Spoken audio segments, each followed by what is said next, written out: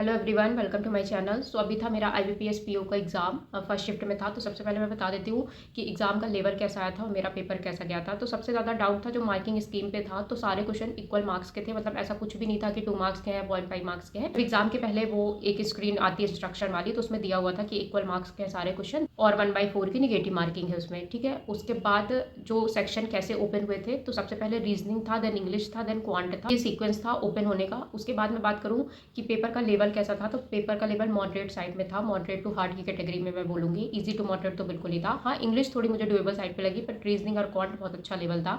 तो सबसे पहले बात करते हैं रीजनिंग की। तो रीजनिंग में मैक्सिमम जो पजल आई थी ना, वो 2 वेरिएबल वाली आई थी। तो मैंने क्या क्या अटेम्प्ट किया मैं बता देती हूँ। पहले मैंने एक अनसर्टेन वाली पजल अटेम्प्ट करी थी, उसके सिर्फ 3 क्वेश्चन थे। तो हालांकि उसमें मुझे टाइम लग गया, लेकिन वो बहुत ईजी थी। दूसरे बार जब मैंने बनाया तो जल्दी बन गई थी। उसके बाद एक पजल मैंने करी है जिसमें मंथ थे प्लस लोग थे, और आई थिंक उनको कुछ कलर वलर पसंद थे, तो वो वाली पजल थी, तो वो वाली मैंने करी है। एक 14% की थी जिसमें नॉर्थ और साउथ देख रहे थे, पैरेलल अरेंजमेंट जो होता है वो वाली मैंने पजल करी है।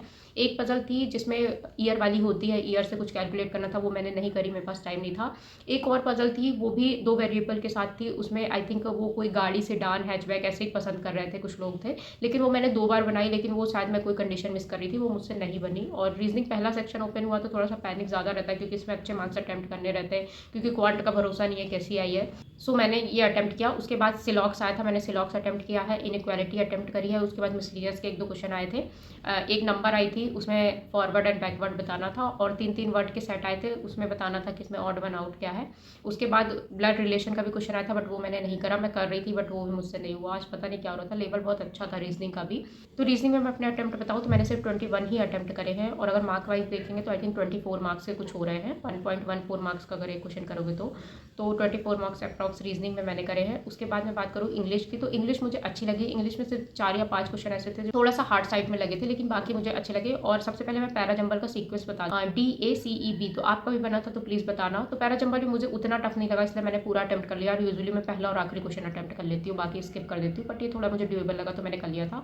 उसके बाद एक वर्ड स्वैप वाले क्वेश्चन आए थे कि कहाँ पे फिट नहीं हो रहा है। इरर डिटेक्शन वाले क्वेश्चन आए थे, वो भी मुझे ईजी लगे। और जो पैसेज आया था ऑस्ट्रेलिया पे आया था, क्लाउड किचन है ऐसा वैसा, तो उसके बारे में था, तो वो पैसेज भी मुझे ठीक लगा था, तो वो भी मैंने अटेम्प्ट कर लिया था। उसके बाद फिलअप वाले कुछ क्वेश्चन आए थे। एक क्वेश्चन मैच द कॉलम वाला भी आया था। टोटल में बात करूँ तो इंग्लिश में मैंने 27 अटेम्प्ट किए। 3 क्वेश्चन में मुझे कुछ ज़्यादा ही डाउट था, तो वो मैंने स्किप कर दिया। मुझे लगा कि नहीं, 30 आउट ऑफ 30 करना सही नहीं है, जितने एक्यूरेट बन रहा है सिर्फ उतने करो, जिसमें डाउट है तो वो मैंने स्किप कर दिया। तो इंग्लिश में मैंने 27 करे। बात करते हैं क्वांट की, तो क्वांट का लेवल कैसा था। तो क्वांट में सबसे पहले अप्रॉक्सीमेशन आया था, उसके बाद क्वाड्रेटिक इक्वेशन आए थे। क्वाड्रेटिक एंड अप्रॉक्सीमेशन दोनों ही ईजी लेवल था, बहुत ज़्यादा हार्ड नहीं था।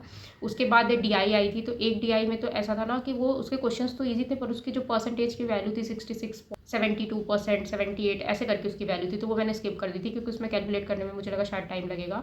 और एक डीआई थी जिसमें आया था सेलफोन और टीवी का, टीवी दिया हुआ था कितना था, और सेलफोन और टीवी का डिफरेंस दिया हुआ था, और ये बताया हुआ था कि जो सेलफोन्स हैं वो ज़्यादा है टीवी से।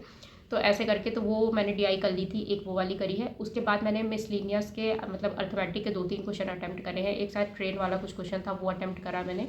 1-2 क्वेश्चन और करे हैं। तो क्वांट में मैंने सिर्फ 15 क्वेश्चन ही अटैम्प्ट करे हैं, जो मेरे तरफ से लगता है ठीक है। अब इससे ज़्यादा मैं क्या ही अटैम्प्ट करती, और थोड़ा टाइम होता तो शायद मैं वो वाली डीआई भी कर लेती, बट ठीक है, 20 मिनट्स में इतना ही पॉसिबल था।